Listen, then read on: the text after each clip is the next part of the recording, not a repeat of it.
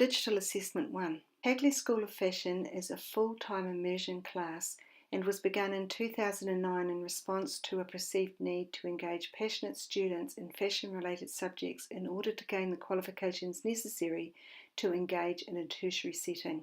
The students gain UE in fashion-related subjects and also trade qualifications that hold them in good stead in a tertiary environment. It has been a very successful course over the years, with many students going on to graduate with degrees.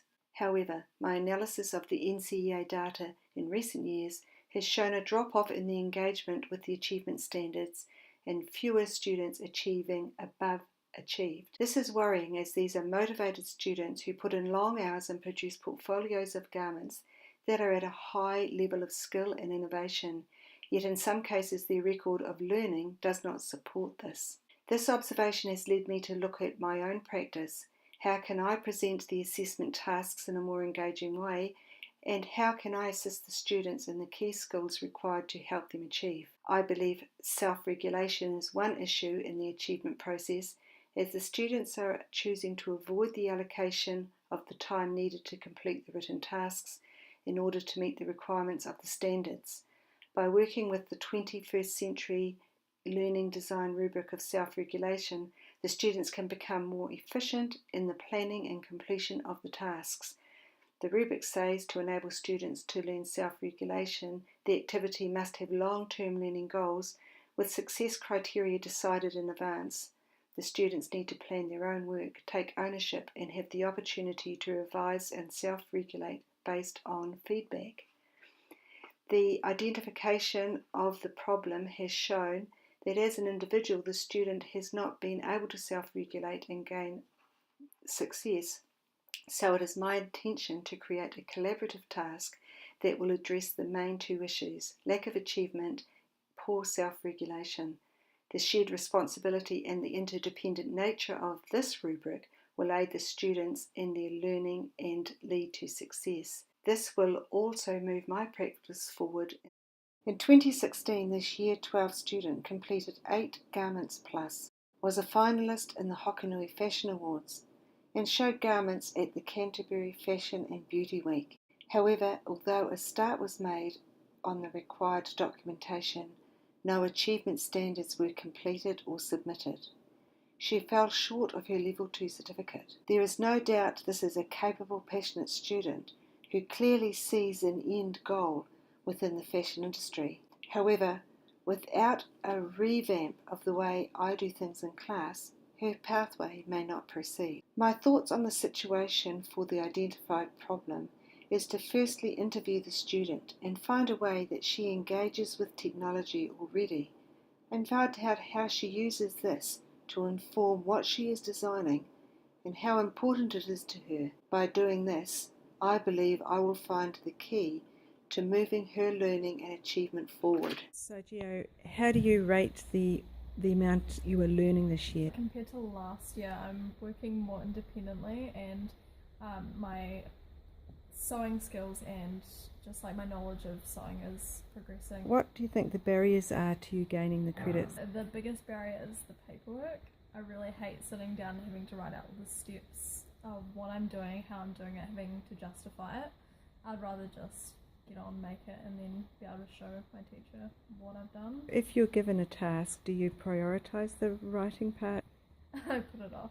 Yeah, tell me about your blog and Instagram, how it works and why you do it. Well, I've been running a blog for probably just over a year, and I do it because I just enjoy connecting with other people, especially around the world. I used to partner with brands from around the world to do reviews and giveaways. Still continue with my Instagram because it's just a really easy way to post photos so people can see what I'm doing with my sewing, and just to connect with other people. I've made a lot of friends overseas because of Instagram. So Gio, how many followers do you have on your blog and your Instagram account? On one of my Instagram accounts I have about 1,500 followers, and then my other page I have just under 400. How important to you is the feedback you get from the followers? I think personally it is very important, because if you have people like constantly commenting and following your stuff, that means they're engaged and you're doing something right. There are times when sometimes I'll post things that aren't as successful, but other times it will be it'll be kind of like a hit. So yeah, I think that feedback is the most important thing on for you to know how to progress and get better at what you're doing.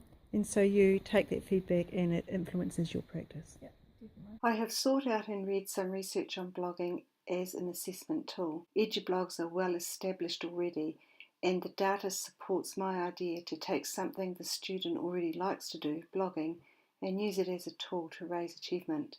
NZQA allows and encourages modes of assessment, so it is a worthy idea to try. We already see blogs used as online journals, as a way of documenting personal reflection and a medium for gaining feedback on the thoughts of others on a point of interest. Oravec in 2002 observed that the blog has many dimensions that are suited to the student's unique voice, empowering them and encouraging them to become more critically analytical in their thinking. The blog lends itself to be a collaborative forum for students to work on an idea and gain feedback on a wider scale, to move their ideas further and gain knowledge by doing. The benefits of blogging are cross-curricular. Based on the readings and the interview with the student, along with the feedback from the class in general, I have based my solution on blogging as an assessment tool.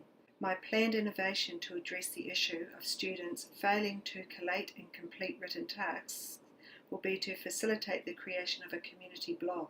I have selected a small group of students for this trial innovation who will work collaboratively, building on prior knowledge to create a platform that they are more willing to engage with, that will meet the evidence requirements of NCEA, thus achieving the desired outcomes. This task will give the students the ability to manage their time more effectively and post as they go, thus alleviating the daunting task of documentation. The students will choose a format that they feel best represents the work they are posting, with an aim of documenting the process and showcasing their work for further reference beyond school. The process will involve researching the format of the blog most appropriate to the context. It will involve filming and uploading video evidence tutorials to show creative process. It will involve the use of the Erasmus app as a tool for explaining the design process in the place of annotations. It will involve peer collaboration and peer coaching to bring the class on board. It is my hope and belief that by using this platform and innovation, the achievement records of my creative students will more accurately reflect their abilities. Having interviewed the students and plotted a plan of action, we are all excited to give this a go and achieve the goal of greater student engagement in written tasks and ultimately evidence of achievement on their NCEA record of achievement.